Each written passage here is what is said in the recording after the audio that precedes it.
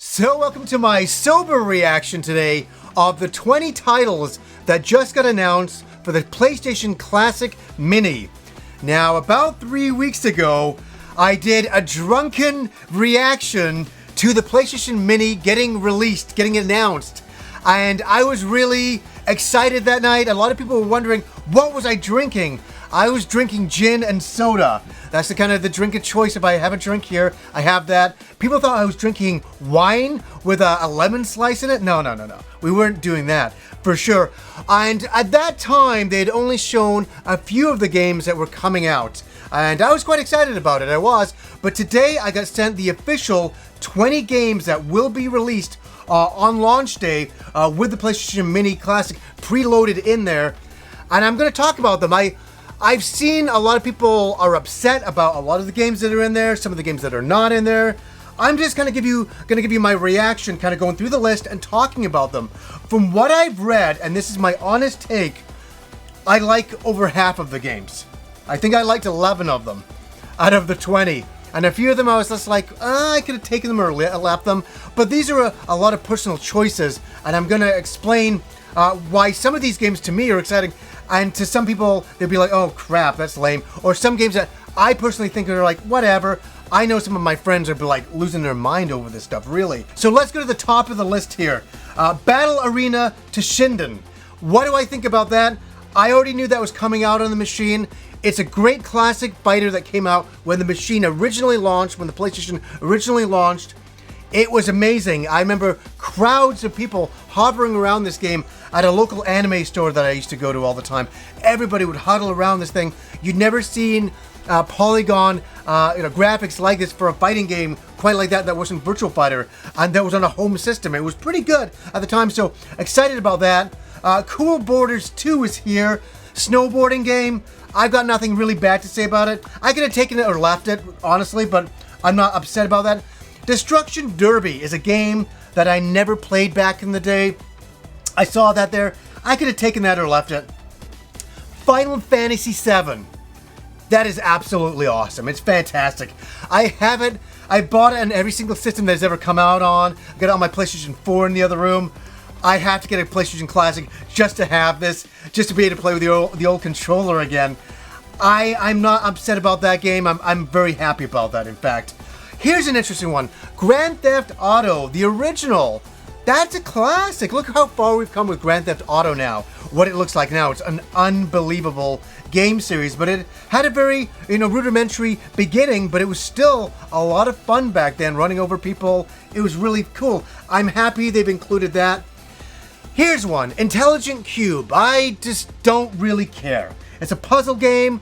I am not that bothered at all about that, and I think that maybe a lot of other people would agree, but I bet there's a few people out there going, I love Intelligent Qube, and see, this is what we're talking about. There's going to be a lot of games that will please people. There'll be a lot of games that will be pissing people off. One game that does not piss me off, Jumping Flash. Here's something I'm going to admit. I have never played the game. I have always wanted to play it. So this is a really kind of an interesting addition of a game that I didn't ask for, but I will definitely play out of pure curiosity and an interest in it over the years. So that's an interesting one. Here's one that is excellent, and especially coming up to 20 years of the anniversary for Metal Gear Solid. It's been 20 years since the game was released in America, and we're getting the original game on the PlayStation. That's cool, and all the stuff is obviously HDMI out. It's going to look the best it can possibly look, outside of emulation. So I'm very excited to play Metal Gear Solid, the original again, and not the GameCube remake of Twin Snakes, which is very good, but I want to play it the way it originally was, and this is a great way to do it. Mr. Driller, another puzzle game, style game. I'm not really into that. I'm not a real big puzzle guy. Maybe that's the deal with me, for sure. Oddworld, ABE'S Odyssey. This is great stuff. This is really good stuff. I remember back in the day, we rented this game. And it was one of those games where I don't know if we wanted to buy this game, to take a risk on it. And we rented it one night. Me and my friend Rob and Satan, another friend of mine, we played this game all night, and for some reason, we really had a good laugh with it. We like the character, we like the humor of it. This is an interesting, it's a kind of a side view action game. That's a good one. Rayman is on here, and that's only a great thing. That's another platforming style of game, very cartoony graphics, and obviously Rayman has gone off to have a really big career, franchise after this. This is a good one too. Resident Evil, the Director's Cut. The original Resident Evil, pretty much. And I played all the remakes and remasters and all that stuff, but it'll be fun to kind of revisit it. And I gotta say, a lot of these games, I just want to play them for the nostalgic sake of them. Like a lot of these games, for some people, I know people now are like going and buy this and going, oh, these games suck, or this is horrible. You had to be there at the time.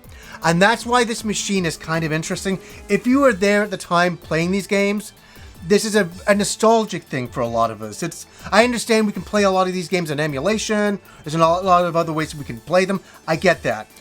I like it on a PlayStation machine. I can plug HDMI, PlayStation controller. I kind of like the ease of plug and play. But to be able to play Resident Evil Director's Cut, it's going to be a nostalgic ride for me, for sure. This is a big one. This is one that I did not expect to be on there, and that is Revelations Persona, realistically one of the first Persona games ever released in this country.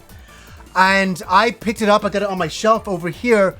This was a really dark style RPG, and I couldn't believe it at the time. I know this sounds really weird to say, but the game felt evil in a really kind of cool way. It was a very haunting game for me. That music haunts me to this day still, and just the graphics and the school environment and all that. It had this really dark edge to it, and I was really fascinated by it back in the PlayStation 1 days. I bought it when it first came out, and I was like, whoa, this is an edgy RPG. Obviously, Persona's become quite huge and changed a lot now, but the roots of it, this is a surprise. I never thought we would get this out of the 20 games of all the games you could put on there. I'm very happy with that one. Another one I'm very happy about, Ridge Racer Type 4. Obviously, that drunken reaction I did, I was ranting and raving. I'm like, yeah, Ridge Racer. I am an old school Ridge Racer fan, and Type 4 made me a racing game fan. I wasn't before that. I played some rudimentary old style games like Victory Run and the TurboGrafx for racing games, but I'd never really gone into the genre, where Ridge Racer got me into it. The drifting, I absolutely adored that game, and just to play the levels again, hear that amazing soundtrack, count me in, day one. Okay, I saw some people were upset about this, and some people were happy about this. This is the one that's kind of like putting everybody all over the place. Siphon Filter. Some people are upset that this is included. I gotta say this. I played a bit of it. I wasn't a huge fan, but hear me out. My friend Andrew and my friend Satan, my friend Aaron, that's his name, love this game. They used to play this game all the time and sing the praises of it. And I wouldn't have a bad thing to say about this being on the collection. I think back then it sold quite well, and a lot of people really, really loved it. So it makes sense that this is on this collection for sure. So some people were really mad about that. That's a really weird one. I jumped out of order there. This is a great one. Super Puzzle Fighter 2 Turbo. This, I'm not into puzzle games, but go figure, Puzzle Fighter back in the day got me into doing puzzle games and stuff like that, and I used to go head to head with my friend Rob, and we'd always have such a great time. Does anybody remember this game? I hope a lot of you do, where you'd have your Street Fighter character and they'd be doing moves as you're connecting the items as they're coming down on the screen. And, it's just a puzzle game. That's what it is, but it was just kind of the cartoony graphics of it all. That was what was fun about it. It was the aesthetics of the Street Fighter characters in there, going head to head. That's what made it fun. This is a great addition. I wouldn't have thought that would be on, here either. I wouldn't even consider that. Tekken 3, classic. I'm a big fan of Tekken 2, but Tekken 3 is on there. That's great, and just to see the graphics again, we've come so far with video games, okay? We're in Tekken 7 now. Tekken 7 is incredible looking, but we have to remember our roots. And that, again, I'm saying, That's, to me, what this collection is all about. Am I going to play hours of Tekken 3? Probably not. But will I spend some time with it? Absolutely. As a history lesson. A lot of this stuff is a history lesson. Okay. Tom Clancy's Rainbow Six. I've never been into the Tom Clancy games, so I can say that I could have taken it or left it. I could have really honestly left it. For me, I'm not really that bothered about Tom Clancy. But, hey, there's a lot of people who are fans of that, and if you're excited about that, that's awesome for you. I'm happy for you.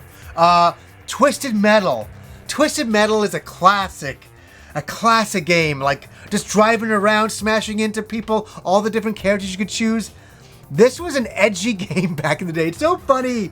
I'm old enough to be at a part in my life where I look back on the original Twisted Metal and I thought that was edgy back then, and to people now they're like, Jesus, that doesn't look edgy at all, but it kind of was back then. I really loved that game. I thought it was really awesome. And at the end of the list is a game that I get a small tear for. I really do. And that is Wild Arms. Wild Arms is on this list, and that is a great RPG that I played in my younger years. Kind of a Western-themed RPG. Fantastic. And I really stand behind this. A fantastic soundtrack. And I finished this game on the PlayStation 1 years ago, and I became a Wild Arms fanatic after that. I really loved Wild Arms, but that first game was where it was at. That intro is extraordinary. The intro is just extraordinary, and I absolutely love it. And that's a game I will spend a little bit more time than I should playing. You know what I'm saying? I can't wait to play that. Yeah, there's some games that I wish were on there. I wish we had Symphony of the Night on there. I wish we had Suikoden on there. I could just look up at my list here of so many games. Maybe a Street Fighter game. Maybe a Final Fantasy game, another one. Chrono Cross. But it kind of makes sense what is not on here. Resident Evil 2 would have been great too. You know what I mean? That Resident Evil 2 on here would have been amazing. I would have loved that. But what do you guys think? Are you happy with this list? What are some games that you wish made it onto the list? I'm just looking back at some games here and doing off the cuff, but I kind of like to know some real strong contenders of games that you would have liked to seen in the collection. I'm definitely going into the comments to read. Absolutely. I'm really curious to know, what do you guys think about this PlayStation Classic? Are you happy with this? Do these games, are they doing it for you or not doing it for you? I'll say this much. I'm happy with this list, but just like the NES and the Super Nintendo Classic, the one thing that you can do is these machines can be modded by people. I personally don't do it, but people do offer this service there out in the world, and I have a funny feeling that you'll be able to put a lot more ROMs onto the PlayStation Classic in time. I'm sure people will be able to expand the memory, dump a whole bunch of ROMs on, if not a shit ton of them, and you'll be in video gaming heaven. I know I might be looking into that option later on, that is for sure. That is always a good way to go with this stuff, but to have the initial games is great. I believe this machine comes out in December 3rd of this year. Unbelievable it's coming out so soon. It's crazy. It was announced. Boom, we're getting it. How much of a shortage will be taking place? I don't know. Is it going to be like the NES Classic all over again? Christ, probably. It's probably going to go extraordinary in prices with scalpers and, you know, the usual shenanigans that go on. That's what will be happening here for sure. But anyways, guys, I just wanted to give my sober reaction this time to the PlayStation Classic and to all of the games for sure. So anyways, guys, until next time.